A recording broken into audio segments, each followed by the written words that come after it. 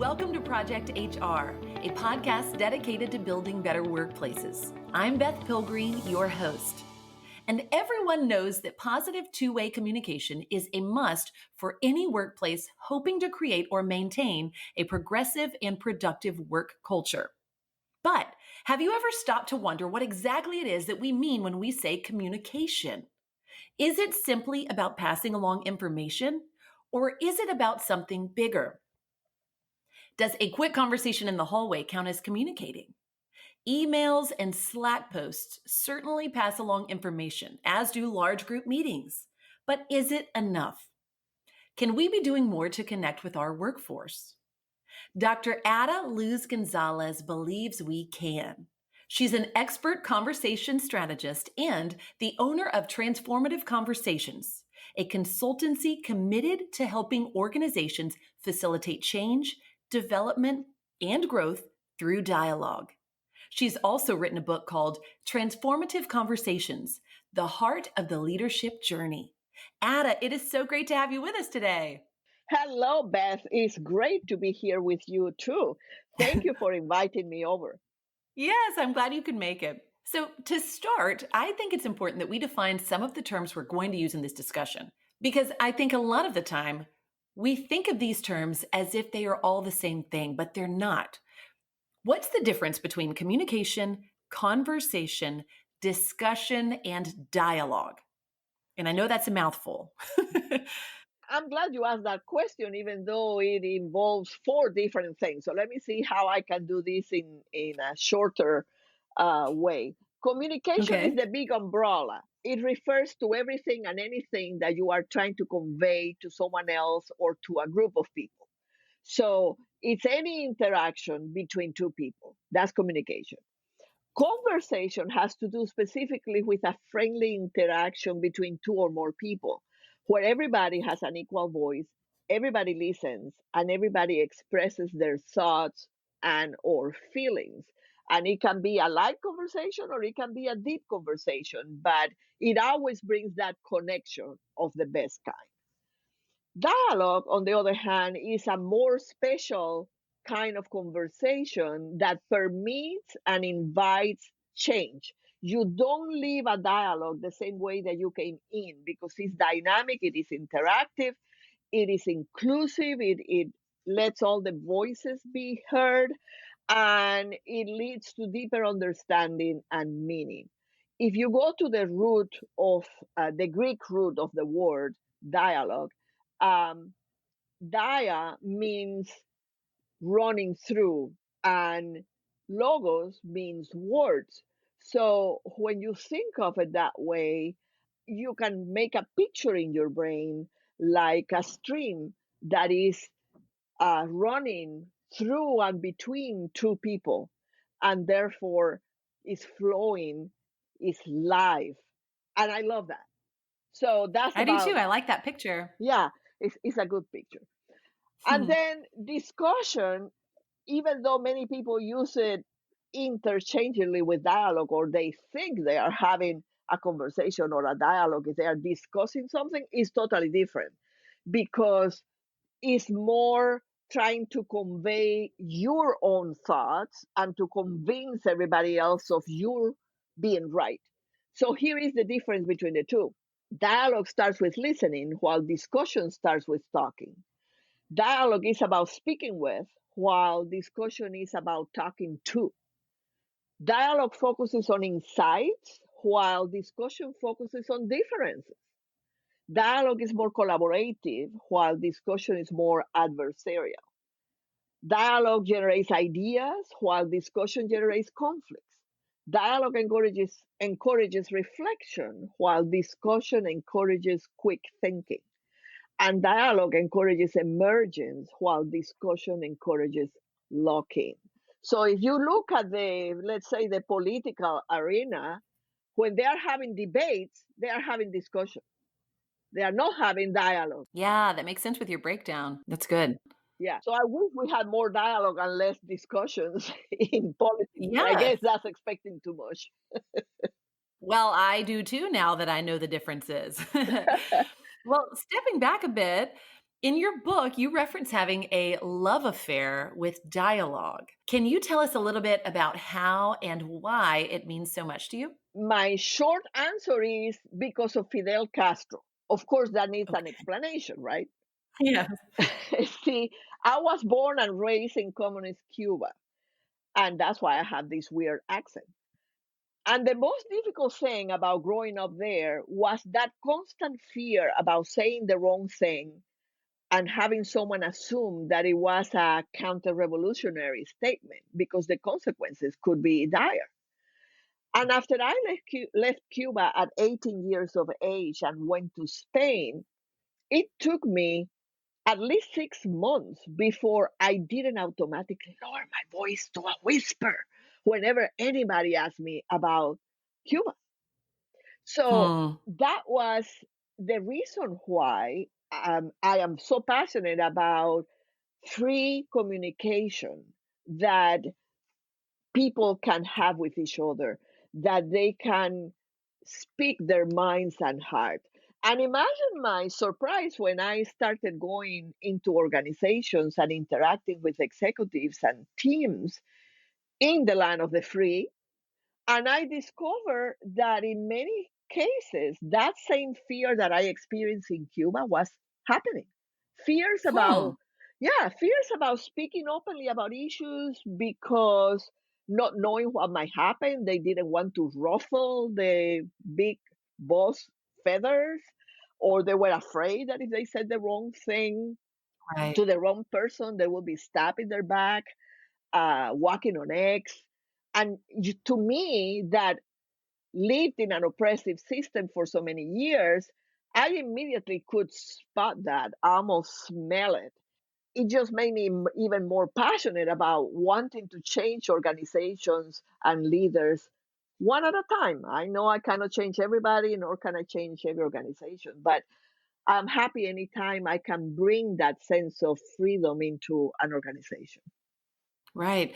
That is a really interesting comparison talking about the oppression that you felt in Cuba and relating that now to here being a free country, but experiencing that same oppression, but through like a different kind of fear, more as like a fear of not being accepted or a fear of being judged or Correct. even maybe rejected from a certain promotion or something like that. But it's still all the same underlying Yep, fear.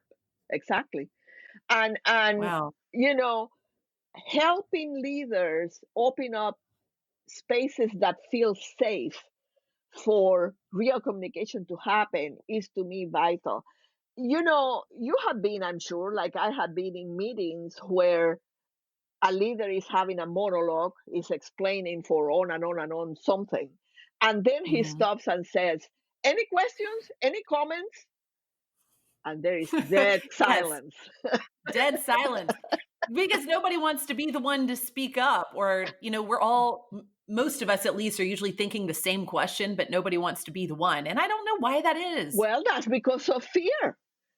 Yeah. I mean, yeah, you're right. Yeah, and the only way that a leader can change that is by to start with, not start with a monologue. Start with questions that can open up Mhm. that space instead of Mhm. first saying everything that is in their minds, and then people Right. feel there is no space to say anything. Right. Well, I'd love to talk about there's a quote in your book that I really appreciate. You say the goal of dialogue isn't necessarily truth, but rather meaning. Can you tell us a little bit more about this in regards to what you were just saying?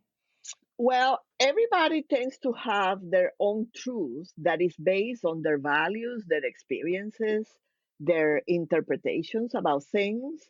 So, if what you are trying to do is to convey or to get to a certain truth, it's easy to fall into a discussion or a debate instead of into dialogue, into kind of I am right, you are wrong mentality. When Right. you are trying to understand and to find that meaning together through dialogue, you have a more open and creative mind, and it's easier to collaborate. That's why I prefer to think about creating meaning instead of finding the truth.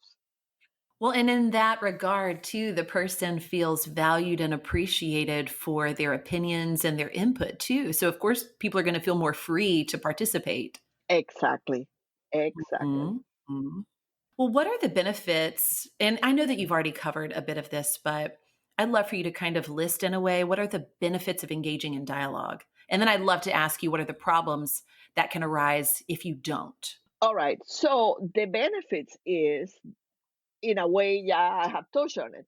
It brings more freedom to express what is in everybody's mind. So it brings that diversity of thought that everybody would like to have more of. Mhm. Um, and it's an open-ended dynamic process that continues to flow. Remember that image of a flowing stream? Well, it Mhm. continues to flow even after you separate physically. People keep reflecting on the conversation and what happened when they were together. And they might even come back and say, I have kept thinking about this, and this other thought came to me. So Mhm. it enriches a lot the communication of whatever it is that you are trying to talk about. And the Mhm. problem that can arise if you don't do it that way is that you will have a lot more misunderstandings. You will have that group think mentality, and you will have a lot less creativity because, let's face it, creativity flourishes when people feel that they are going to be heard and not judged. Yeah, and I totally agree. Yeah. Because that's stifling if they feel that they're just going to be judged. Exactly. And Right. so if you are going to access the power of the diversity of thought that is present in any organization, regardless of color or age or whatever thing, because to me that diversity of thought is the most important. If you don't use dialogue, you miss that. You might have all Mhm. the diversity you need, but you are not utilizing it. For HR professionals and leaders to have real, meaningful dialogues with employees and make these kind of one on one connections that we've talked about, it sounds like a lot of work. It also sounds like it's going to take a lot of time. Have you found that to be the case when you're encouraging more dialogue as opposed to discussion type meetings and interactions? Almost every leader that I work with comes up with that same thing that you just said. Oh, this is going to Mm, take too much time. But sure, it will take some time. Yet, if you don't take the time for dialogue, you will lose a lot more time due to misunderstandings, poor follow up, and resistance. There has been studies done on this. An international research agency did a study about the cost of poor communication, and you know what they found out?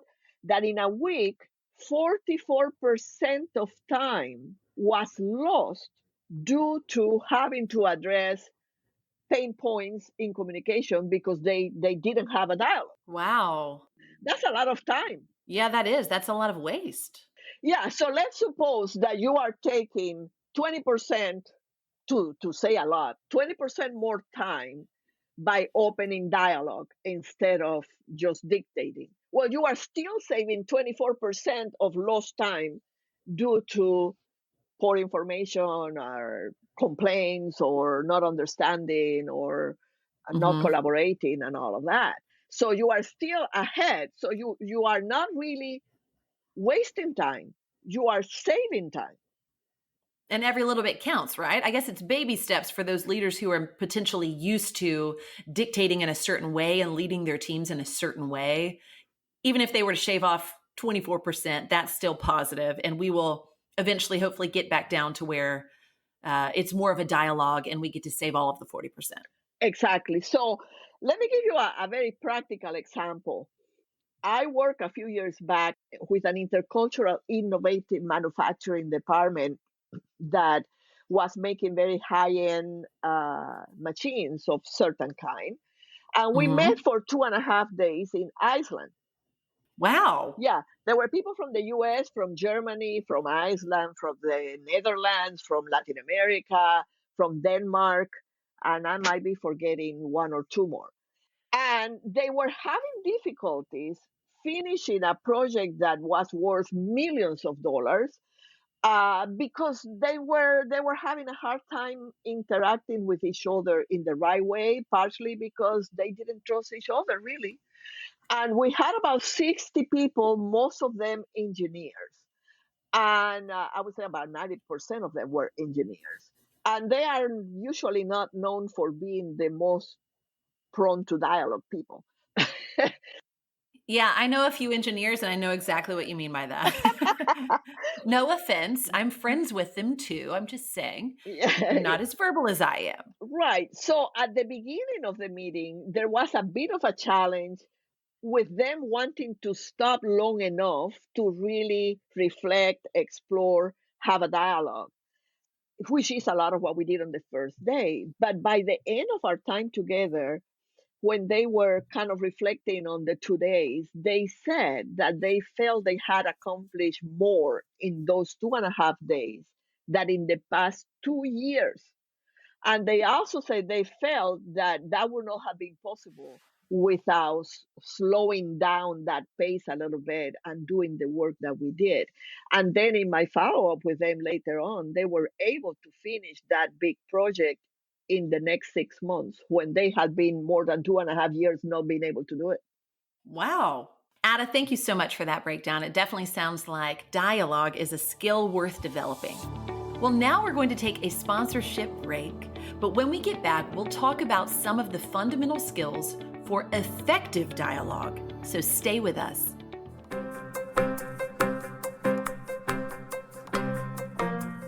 Thanks to this week's Project HR sponsor, LaborWise Leadership. LaborWise Leadership provides your frontline leaders with the knowledge they need to help you avoid third-party interference in your business. With this powerful online course, you'll teach your leaders how to create greater engagement while remaining union-free. Get your free trial at projectionsinc.com/LaborWise.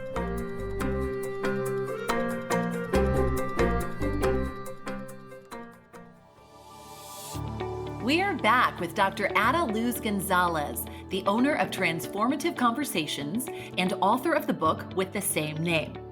Ada, you talk a bit in the book that to have a successful dialogue with an individual or with a group, you should first start with a dialogue design. Can you tell us more about that?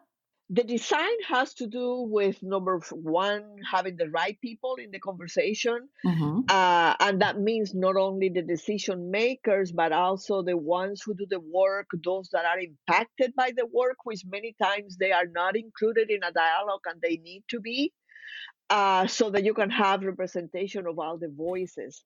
It also has to do with identifying those participants.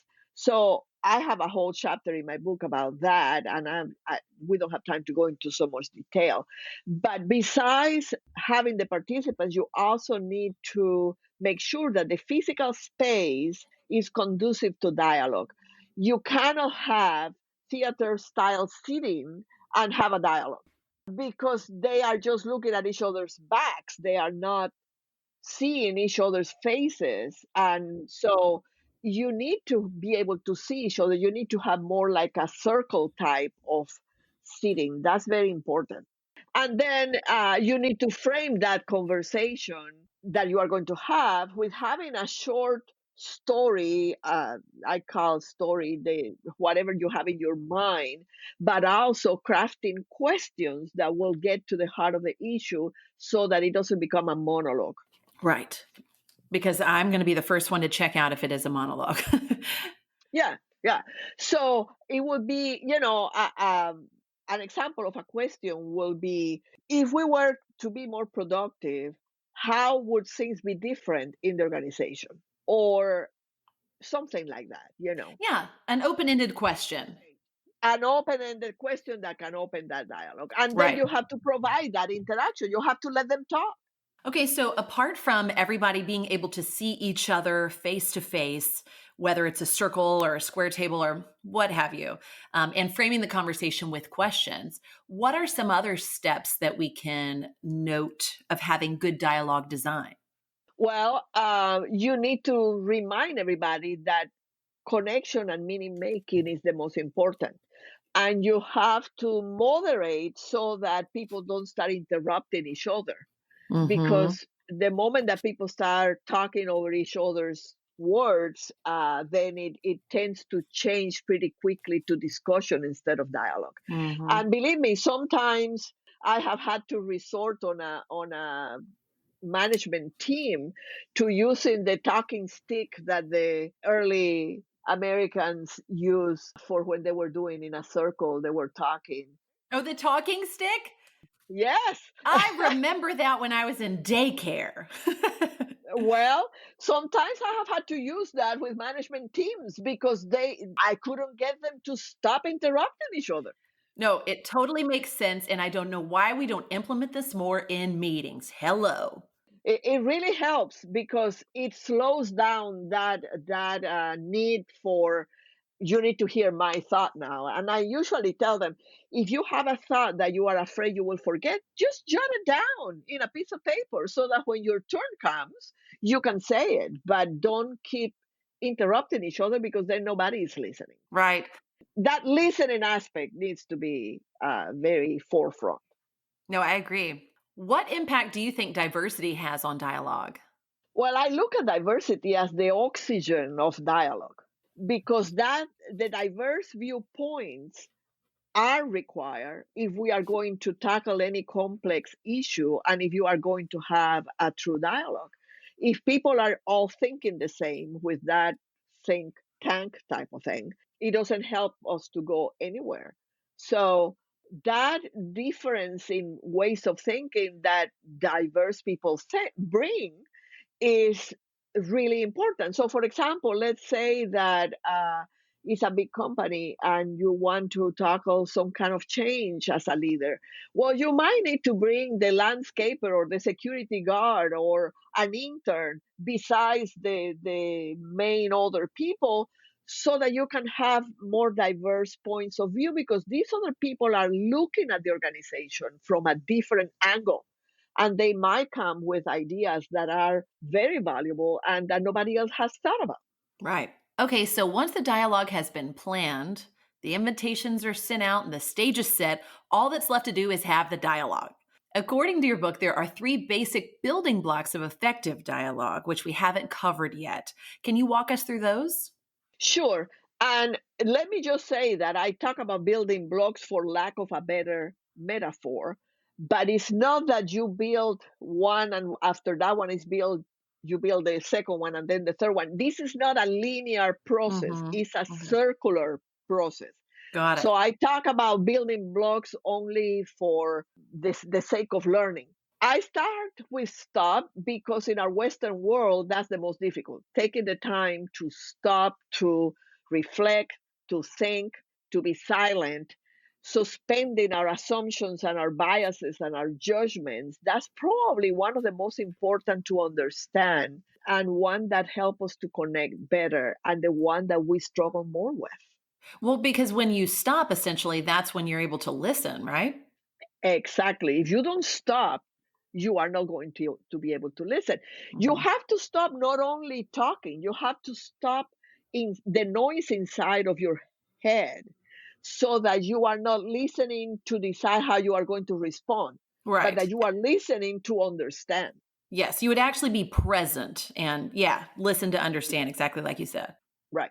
Okay, so going back to your book, though, there was another quote that I loved, and it was about listening, actually. It says, as a rule of thumb, strive to understand first and be understood second.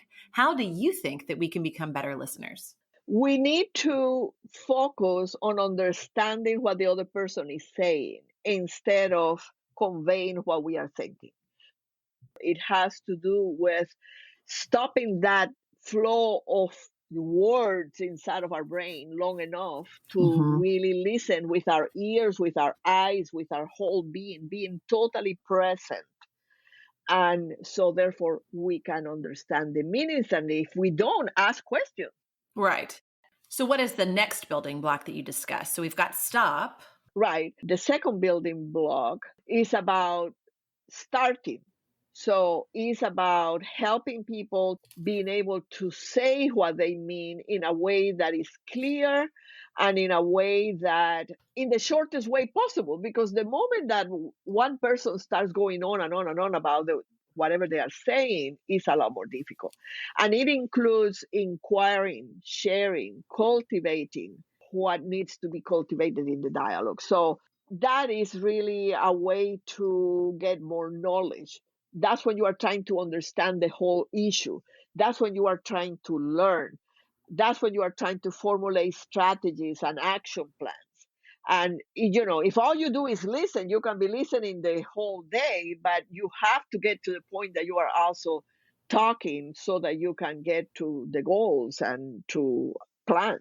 Right. Yeah. So, learning how to share your thoughts, your feelings, and your dreams in your own voice is important. And part of that is sharing stories of success and failures and what lessons are you learning. So, for example, I was once facilitating a meeting in which they were going through issues that they have had to be able to fulfill something, and they were going through everything that went wrong. And then when I asked them, so what went right so that you can repeat it again? Oh, they had no thought of that. And all of a sudden they were able to see, well, yeah, this went wrong, but we fixed it this way, and then it went right. I said, well, you need to focus on that too so that you Yeah. can know what to do next time. So it goes with that piece of sharing. Well, and I think too, it's so important for leaders to remember that even though there are lists of things that we could do to focus on the deficits and where you are weak, it's also very valuable to make sure you are praising your employees for what they're doing well and for the strengths that they bring. Exactly, because that positivity is the basis for people to be more resilient and to be able to do more things. Exactly. Mhm. Okay, so we had just discussed the building block number one being stop, building block number two being start, and what is the third one? So the third one is sustain, being able to sustain that dialogue. Sustain has to do with actually if it is sustainable, like when you talk about sustainable energy. So it has to do with creating a strong, safe space where people feel competent, safe, and free to share. It includes developing that mutual trust and respect without which dialogue is impossible.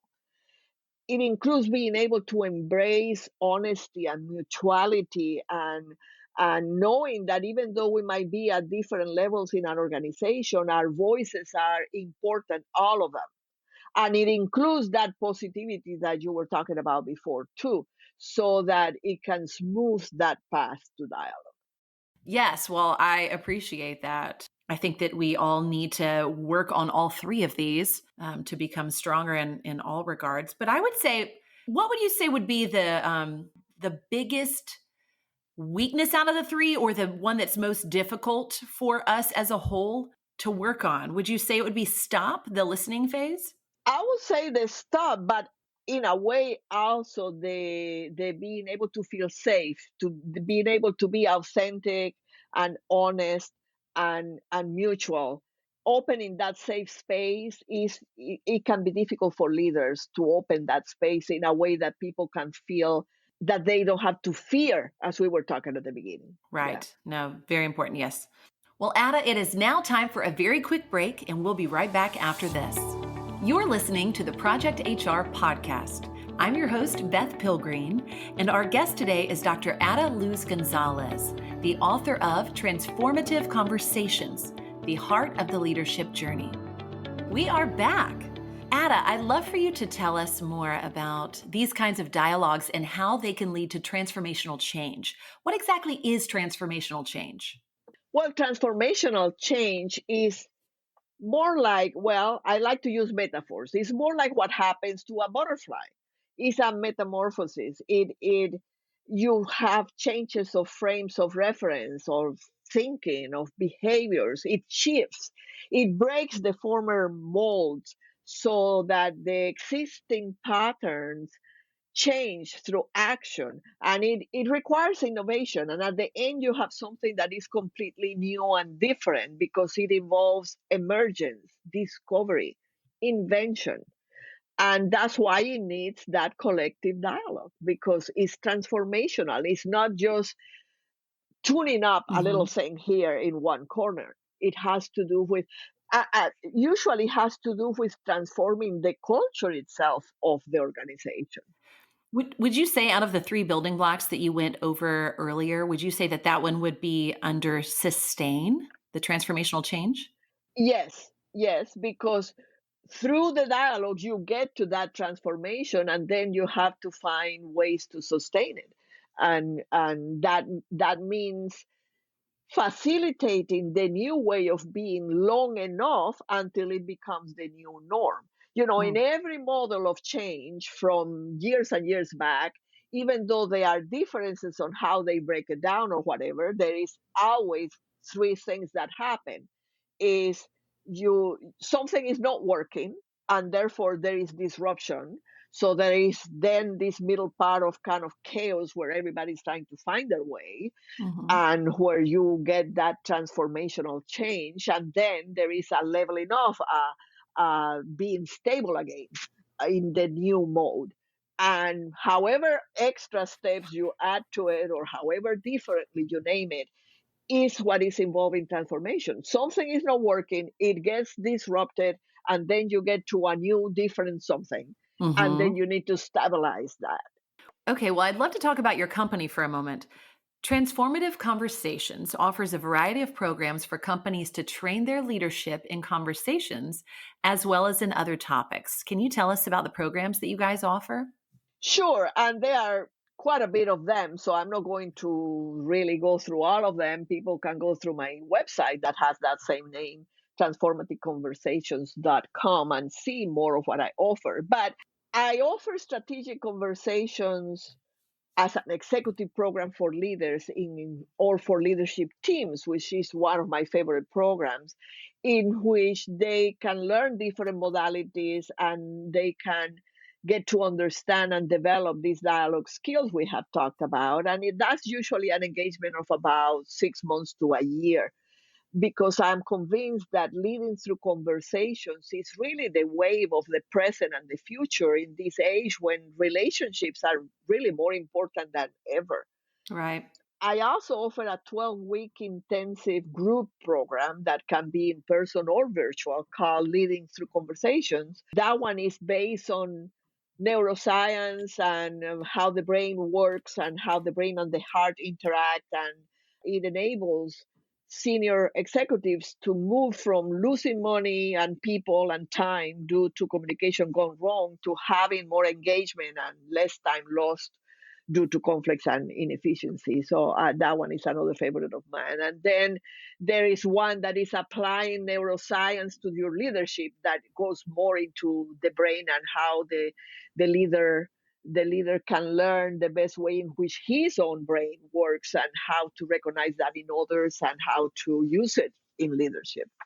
That's so interesting and cool that you incorporate neuroscience in your training. I follow a neuroscientist. Her name's Dr. Caroline Leaf, and I love listening to her podcasts. I've read a number of her books, and I love that you also talk about that. What are some of the key takeaways from the neuroscience part that you discuss with leadership training? Well, there are several, but one of them is that each of us has a different style of communication and of learning, and on looking at either the big picture or the details, and we need to take that into consideration.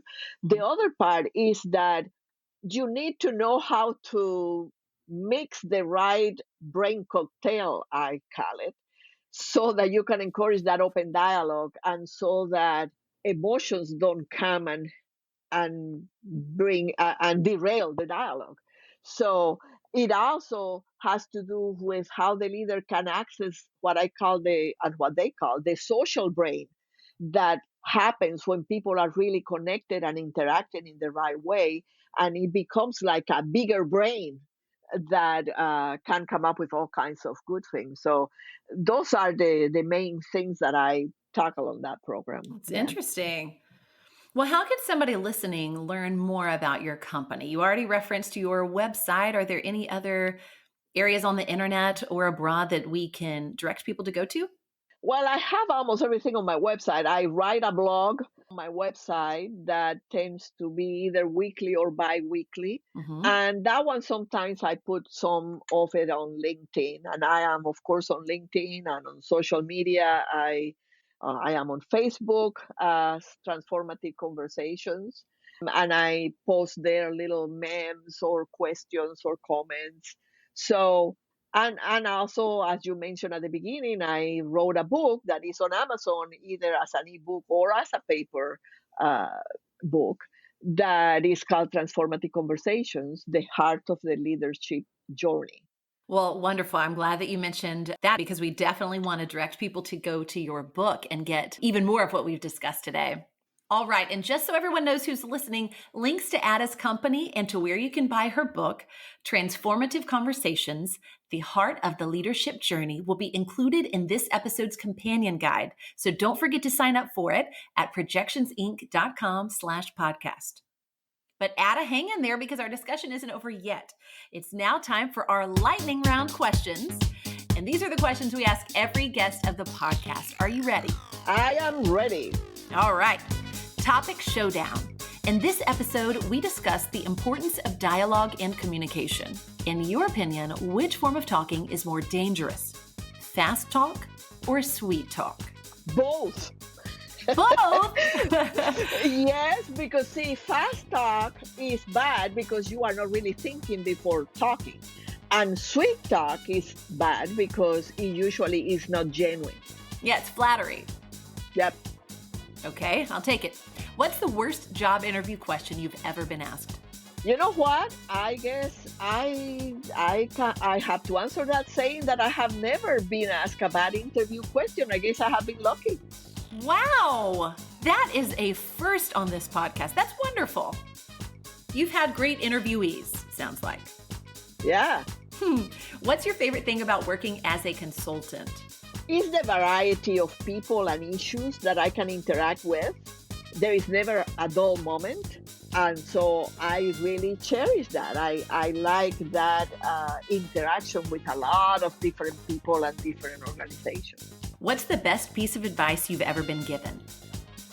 That's a good one. That you can't control what happens or what is thrown in your way, but you can always control your reaction to what happens. Or as my 93-year-old father puts it, you can't prevent the birds from flying around your head, but you can certainly prevent them from making a nest in your head. Wise words. Yes, I love that. Who or what inspires you? God, nature, wise writers and people, literature, art, music, work, travel, and my father, because he's an inspiration for me. Well, he sounds like a really good man. Well, Ada, thanks for joining me today on this week's episode of Project HR. And thanks to our listeners as well. Don't forget to grab the companion for this episode at projectionsinc.com/podcast. And if you'd like to be on Project HR, or you know someone who would, feel free to email us at projecthr@projectionsinc.com. As always, we'd love for you to rate us 5 stars on Apple Podcasts, Google Podcasts, Stitcher, Spotify, or wherever you get your content. Remember, your ratings help more people to find us online, so thanks for helping to get the word out. That's it from me for now. Let's make it a great day at work.